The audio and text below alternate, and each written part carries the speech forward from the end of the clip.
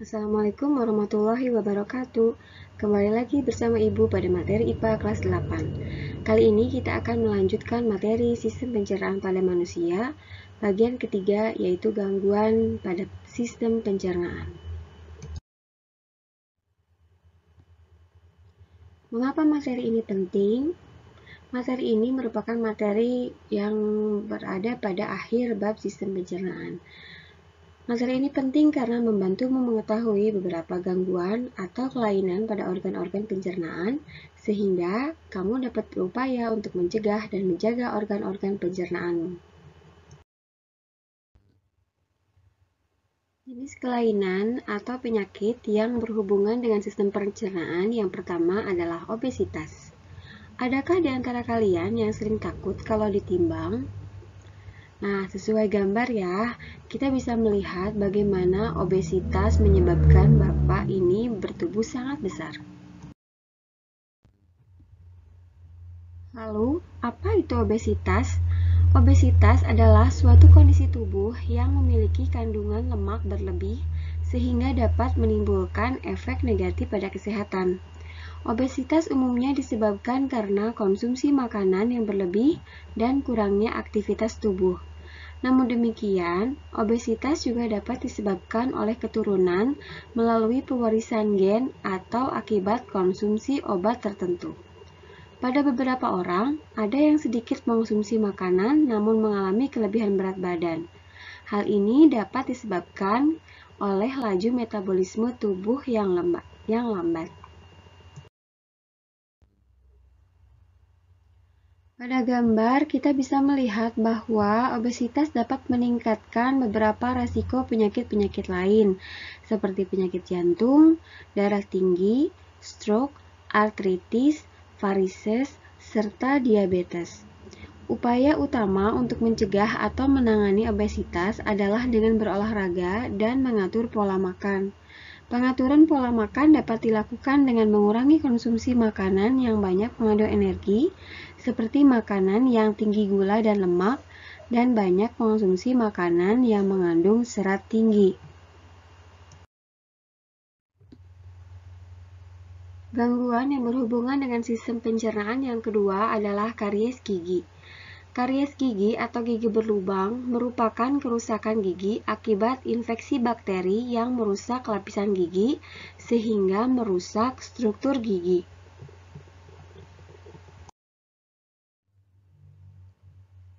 Bakteri pada mulut mengolah gula sehingga menghasilkan asam. Asam yang diproduksi selama metabolisme dalam mulut ini dapat merusak gigi.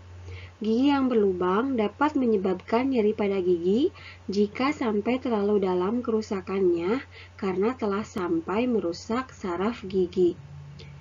Pada umumnya, penyakit gigi dan mulut disebabkan oleh kurangnya menjaga kebersihan mulut.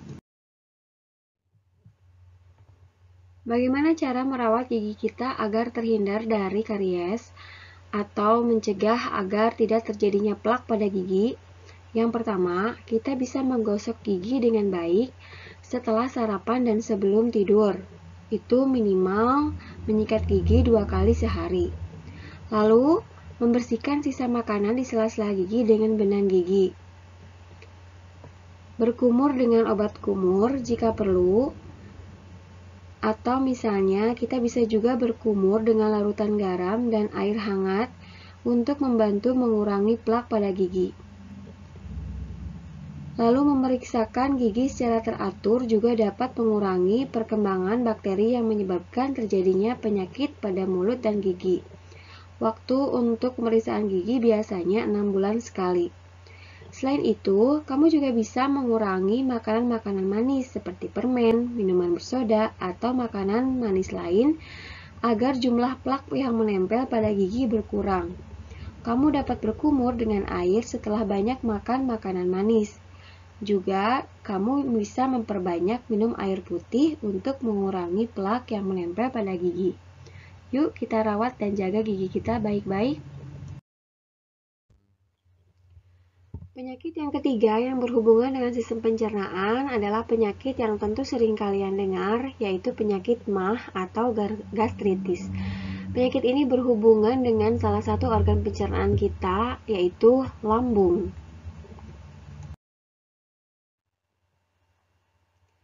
Penyakit MAH merupakan penyakit yang menyebabkan terjadinya iritasi atau peradangan pada lapisan lambung dan biasanya ditandai dengan gejala berupa perih pada lambung ketika kondisi lambung sudah sangat asam. Penyebab penyakit MAH ini adalah meningkatnya asam lambung, lalu bisa juga terjadi karena infeksi bakteri Helicobacter pylori, lalu karena stres, makan tidak teratur, serta konsumsi makanan yang memicu munculnya atau produksi asam lambung yang berlebihan seperti makanan yang asam, makanan yang pedas, dan kopi. Mengapa makanan yang tidak teratur, makan tidak teratur akan memicu penyakit lambung atau penyakit MAH ini? Karena setiap kurang lebih 4 jam sekali asam lambung akan dikeluarkan oleh lambung sebagai salah satu mekanisme sistem pencernaan. Ketika kita makan tidak teratur, asam lambung yang muncul tapi makanannya tidak ada, maka lama-kelamaan asam lambungnya itu justru akan melukai dinding lambung dan akhirnya akan timbul penyakit MAH. Kelainan penyakit yang keempat yaitu hepatitis atau biasa juga disebut penyakit liver atau kuning. Penyakit ini merupakan penyakit peradangan pada hati. Kita bisa lihat bahwa orang yang terkena penyakit hepatitis biasanya tubuhnya berwarna kuning bahkan sampai ke matanya.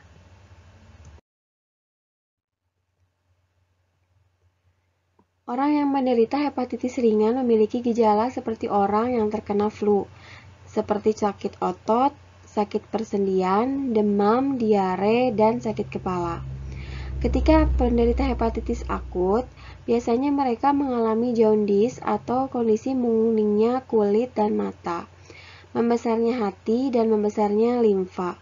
Apabila penyakit ini tidak segera ditangani, maka bisa memicu fibrosis atau kerusakan pada hati, serta sirosis, gagal hati kronis.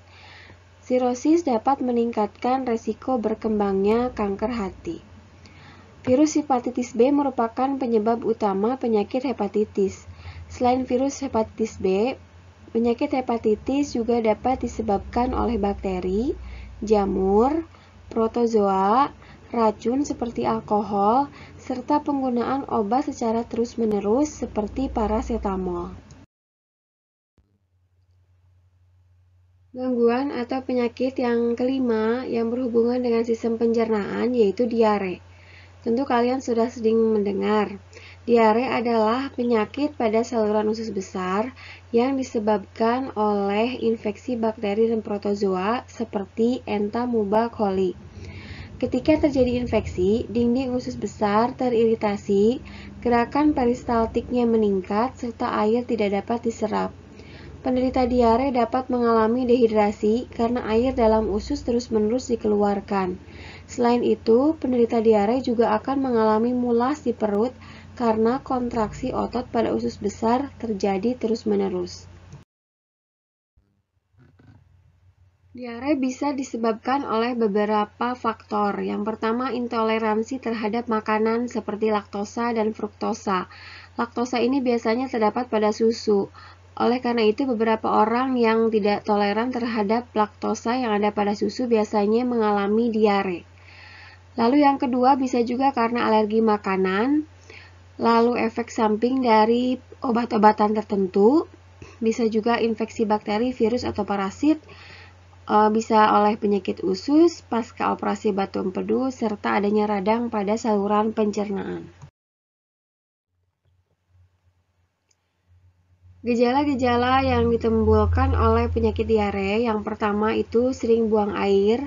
Ini adalah gejala yang paling ringan.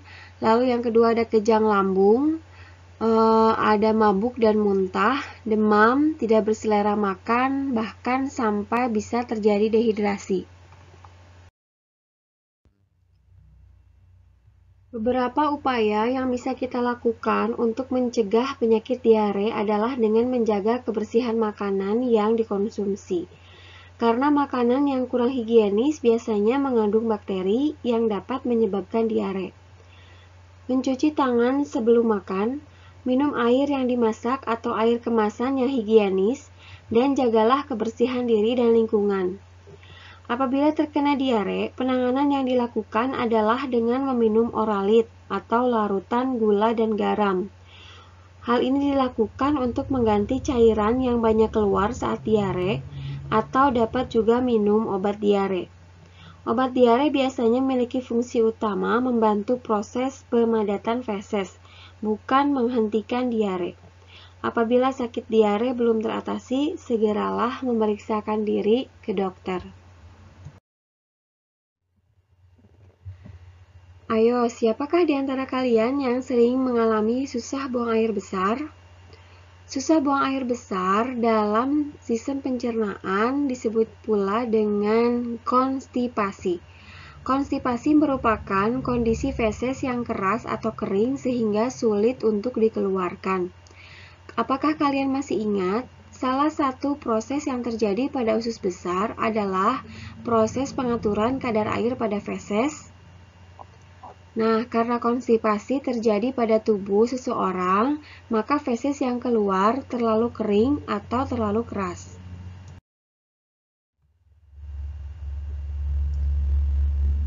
Konstipasi terjadi biasanya karena kurangnya asupan makanan berserat serta kurang minum. Ketika feses tidak dikeluarkan secara teratur, air yang terkandung di dalamnya akan terserap sehingga menyebabkan feses keras atau kering sehingga sulit dikeluarkan. Mengapa serat bisa mempengaruhi keadaan feses kita? Serat yang terbuat dari selulosa memiliki kemampuan untuk menahan air pada feses. Jadi ketika kita kekurangan makanan yang berserat, air tidak bisa tertampung secara maksimal pada feses dan akhirnya feses yang dikeluarkan terlalu kering. Beberapa upaya yang bisa kita lakukan agar terhindar dari konstipasi atau susah buang air besar, yaitu yang pertama, tidak sering menahan buang air besar. Yang kedua, makan makanan yang berserat seperti sayur dan buah-buahan. Yang ketiga, menghindari konsumsi makanan yang tinggi lemak seperti makanan manis, keju, serta makanan olahan lain. Yang keempat, minum cukup air, minimal 2,5 liter per hari. Lalu yang kelima, meningkatkan aktivitas fisik, karena aktivitas fisik juga membantu mengatasi terjadinya konstipasi. Gangguan pada sistem pencernaan yang terakhir yaitu apendiksitis atau yang lebih dikenal dengan nama usus buntu. Penyakit usus buntu adalah penyakit peradangan yang terjadi pada usus buntu atau appendix. Kita bisa melihat pada gambar bagaimana perbandingan antara usus buntu yang normal dengan usus buntu yang mengalami radang.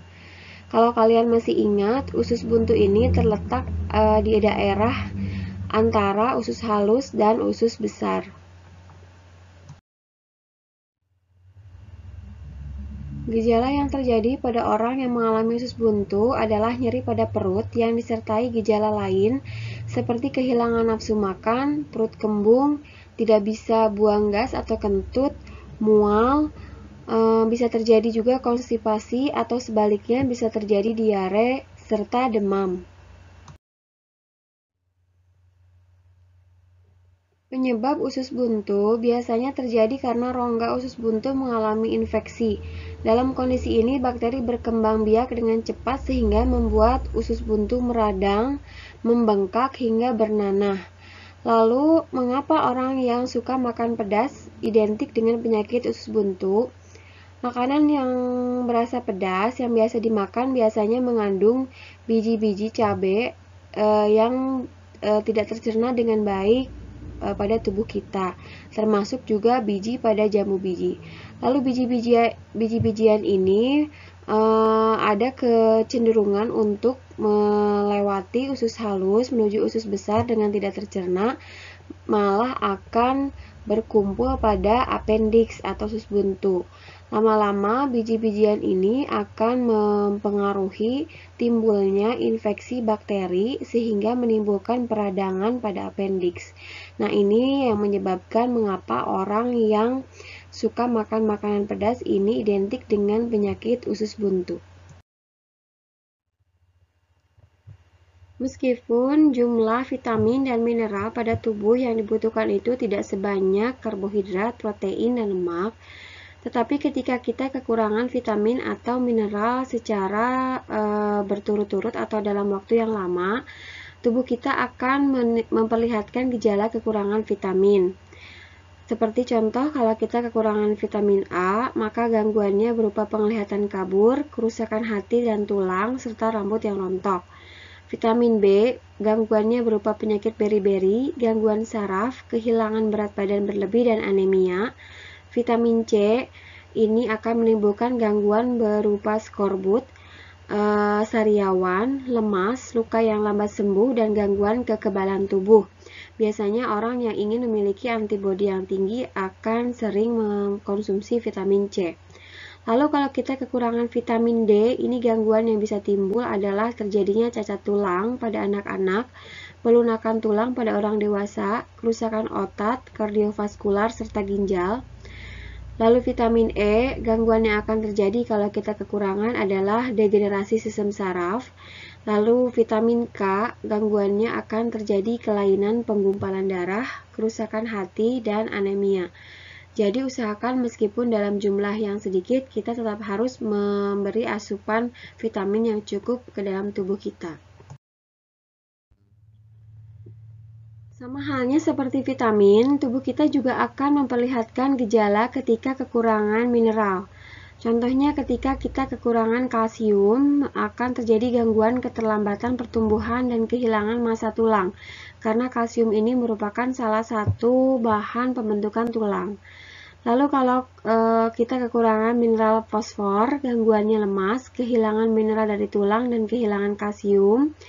Lalu mineral magnesium, terjadi gangguan sistem saraf, natrium, kram otot, dan nafsu makan berkurang. Zat besi, anemia, dan kelainan kekebalan tubuh. Kalau kekurangan mineral iodium, akan terjadi gondok atau pembengkakan kelenjar tiroid. Lalu mineral seng atau zinc, itu akan terjadi gangguan berupa kegagalan pertumbuhan, kelainan kulit, kegagalan reproduksi, dan gangguan kekebalan tubuh.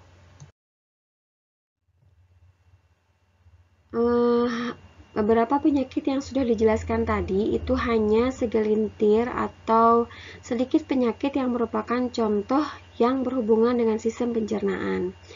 Ada baiknya kita memperlakukan diri kita dengan pola hidup sehat mulai dari dini atau mulai dari sekarang agar tubuh kita tetap terjaga kesehatannya sampai nanti.